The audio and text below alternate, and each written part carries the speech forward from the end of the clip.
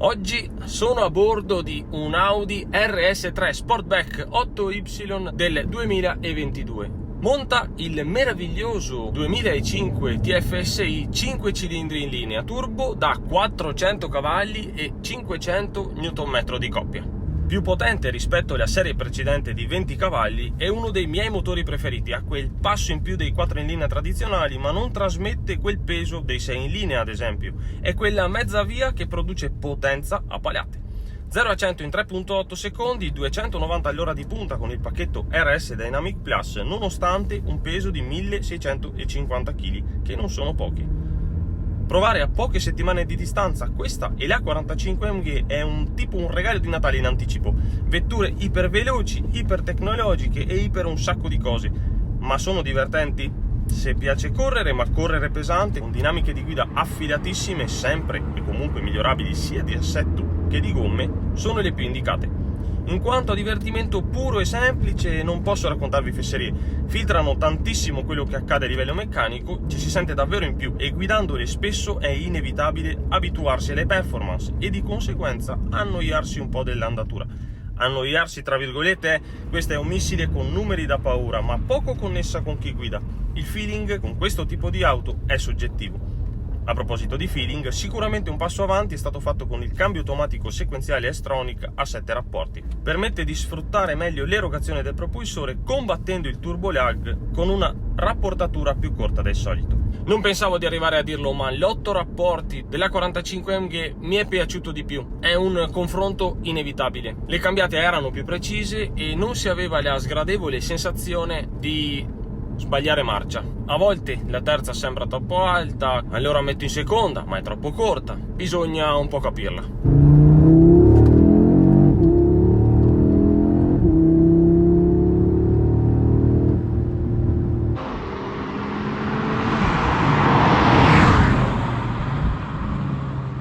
Nota di merito invece è il lavoro svolto per combattere il sottosterzo, molto più evidente sulle generazioni precedenti.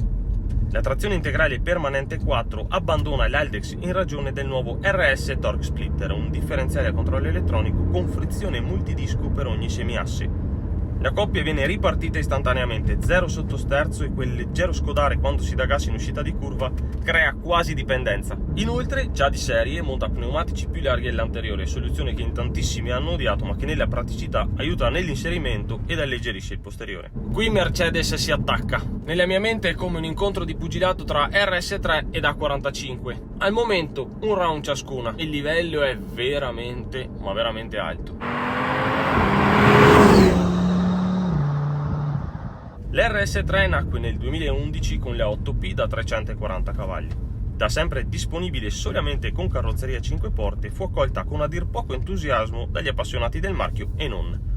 Tornò inevitabilmente nel 2015 con l'8V da 367 cavalli, saliti poi a 400 con la restyling del 2017.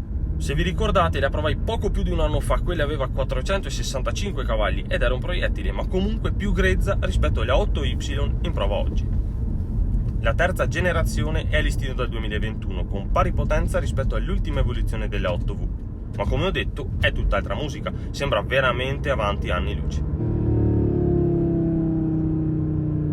Ah, il 5 cilindri in linea, ragazzi miei.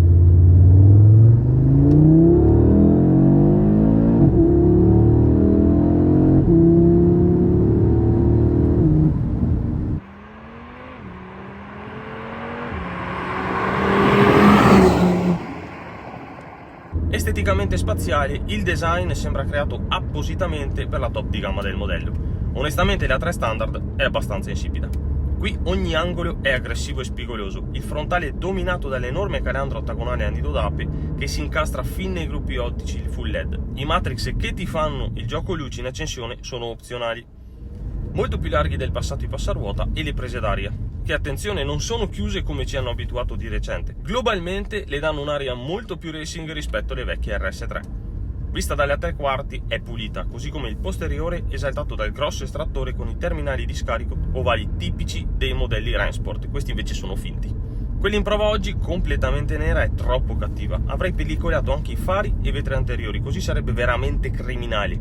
Stupendi cerchi in lega flag da 19 e l'impianto frenante maggiorato. In opzione si possono avere i dischi carboceramici, optional parecchio impegnativo, ma arrivati a questo punto tocca spendere per qualsiasi cosa. Salendo a bordo si incontra lo stile minimal che Audi ha via via tracciato per tutti i modelli della casa. Virtual Cockpit, RS Monitor per avere sott'occhio tutte le informazioni di guida, dalla Efficiency all'RS Torque Rear per fare il macello, insomma si adatta praticamente a tutti, ma sotto sotto vuole essere maltrattata e portata in pista. Personalmente andrei a intervenire sul set di cerchi alleggerendolo, tipico stage mappa aspirazione scarico, ricalibratina al cambio per risvegliarlo un po' dal torpore e poi basta, è pronta a mietere vittime. È molto pulita nell'erogazione, non è spaventosa, scorbutica. La butto lì, con la mia Subaru potrei giocarmela con questa, nonostante abbia dei cavalli in più, una cinquantina, pesa anche molto di più, siamo oltre i 350 kg in più. Secondo me a questa gli posso dar via, alla 45 no. Poi qui ovviamente non hai il casino che hai all'interno di auto un po' vecchiotte, perché è quasi clinica, sembra di stare in sala operatoria.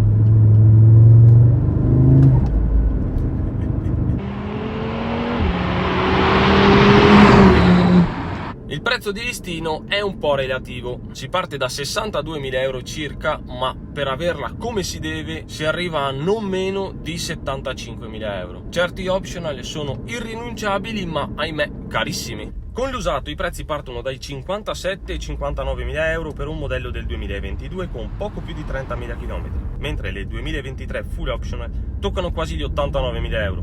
Nota a margine, ci sta pure una ABT in Tango Red da 500 cavalli a 140.900 euro, siamo fuori di testa. L'idea di Audi era quella di alzare l'asticella rispetto alle precedenti generazioni, strizzando l'occhio alle super sportive della casa. Qui però si esagera. È una lama, non si discute, è anche un salasso, ma ha anche dei difetti. Per me qua bisogna tirar fuori un po' di cattiveria, perché sennò non rende giustizia, a meno che uno non voglia, come detto, una sportivissima in incognito, e allora lì la tieni originali. Però è un peccato, insomma.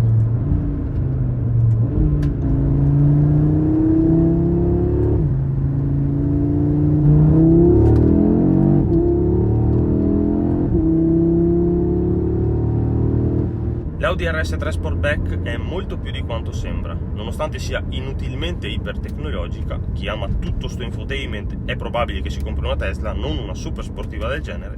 Sa pagare la sete di velocità di chi vuole un'auto prestante da usare tutti i giorni, per ogni evenienza. Il 5 in linea sa sempre regalare facili sorrisi, reggendo benissimo le modifiche, grazie alle quali caccia fuori numeri spaventosi. Su strada rende fino a un certo punto, il limite è molto alto. Chiudo con un po' di malinconia, è l'ultima a montare il 5 cilindri. La TTRS, equipaggiata con lo stesso motore, è stata già infatti cancellata dai piani aziendali e l'elettrico avanza. Per la serie speravo di morire prima.